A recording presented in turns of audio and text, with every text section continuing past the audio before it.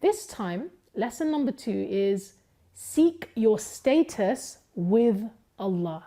Seek your status with Allah.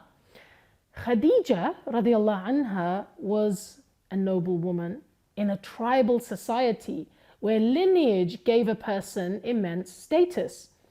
When she took the Prophet sallallahu alaihi wasallam that fateful day to her cousin Waraqa bin Nawfal, she heard for the first time that her people would turn them out of Mecca one day. She realized that her status would change. And she chose her status with Allah over the worldly status that she could have had if she didn't support Rasulullah sallallahu alaihi wasallam. Subhanallah, can you just imagine on that day how it would have dawned on her that standing by her husband's side meant tough times ahead. It meant losing the worldly status she once enjoyed in her society.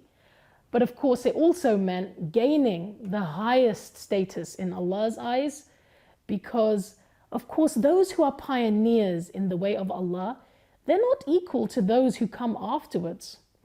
And as the first believer, our mother Khadija secured her status as a pioneer by being from as-sabiqun al-awwalun, those who embraced Islam when it was neither popular nor easy to do so.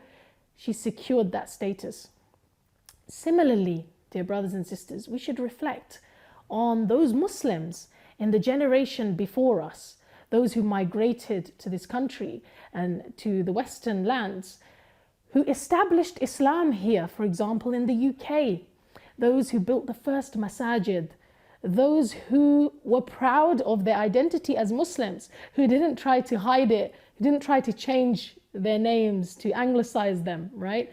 Those who faced the racism and the taunts of that era, they too were pioneers who built the institutions and the infrastructure that our generation is now benefiting from, right? We will always be indebted to them. SubhanAllah, they will have been blessed with a higher status than those who come later and benefit from the relative ease of being a second or third generation practicing Muslim, right?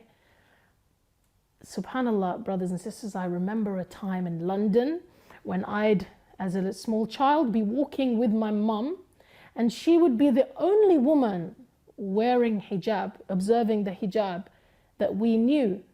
And every time somebody walked past her, I would expect them to shout a racist abuse or some kind of name or some kind of, abusive statement towards her.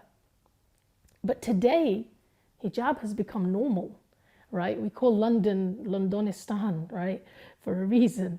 And that is that, alhamdulillah, it's become so easy for us as Muslims to be Muslim, be visibly Muslim. But we're indebted to that generation who came to this country and were the first to be visibly Muslim, because they didn't have it that easy. But it was because they were proud. It was because they chose their status with Allah above some kind of feeling of fitting in or kind of hiding the fact that they were Muslim for convenience. It's because they chose that we have it easier in our times, right? Because human beings, human nature is that when people see other people being brave, when people see other people having courage, they follow them, they copy them.